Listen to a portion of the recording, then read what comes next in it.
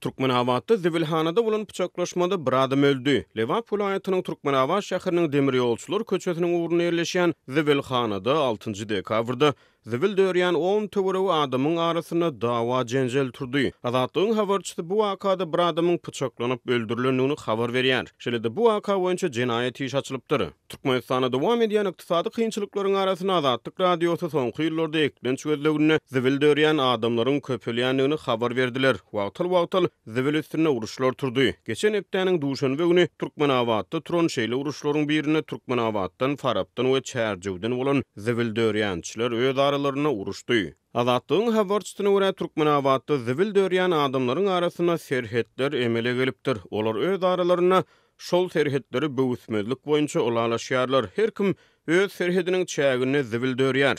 Ýöne haçan biregin zibil serhetlerini howp abansa adamlaryň arasyna dawa jenjel turýar. Zibil serhetleriniň emele gelmegi bilen zibil dörýän adamlaryň arasyna özara ulalaşyklar, toporlanşyklar dörýär. Olara goşulmak üçin tanış gerek diýen sözler aýdylýar diýip bir ýerli ýaşaýjy Azatlyk radiosynyň habarçysy bilen gurulmuşlukda aýtdy. Habarçynyň maglumatlaryna görä pandemiýa döwründe zibil dörýän adamlar san taýdan köpeldi. Bu ähli ýerlerde şeýle, Aşgabatda hem şeýle diýip habarçy aýtdy. Ýurtda ykdysady krizis saklanyp galýan mahal Azatlyk radiosynyň habarçylary we çeşmeleri ýurtda barha ýitileşýän durmuş kynçylyklary, ilatyň gün gödören aladalary barada şeýle-de aman galmak üçin zibil dörmäge, dilegçilik etmäge mejbur bolýan adamlar artýan jinaýatçylyk hadiseleri şol sany ogurluk we talaňçylyk hadiseleri barada habar berýärler. Mundan ozal çeşmeleriň Azatlyk radiosyna tasdiklamagyna görä ýurtda giň ýaýran işsizlik hökm sürýär. Ýöne häkimetler ilatyň ýüzbeýid bolýan ýeti ykdysady we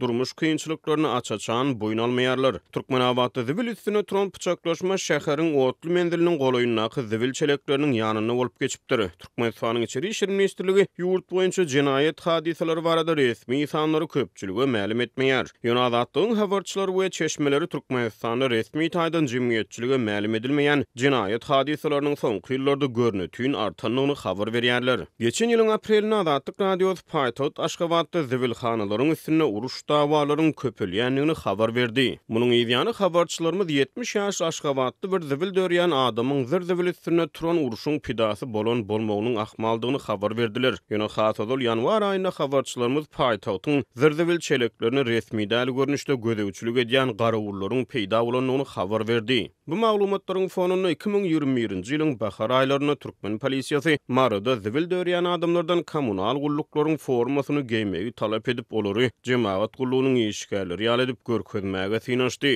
Ýöne munyň bilen hem zibil gözleýän adamlar barada habarlaryň ýygy ödülmedi. Hatda 2021-nji ýylyň oktýabryna Aşgabatyň polisiýasy şäheriň täze ýaşaýyş jaý toplumlarynyň töweregine zibil dörýän adamlary elit jaýlaryň görküne ziýan ýetirmek daýyplap wagtlaýyn tutsak etdi. Habarçylarymyzyň maglumatlaryna görä Türkmenistanda zibil dörýän adamlar köplenç plastik, gap, karton, kagyd we renkli metal gözleýär.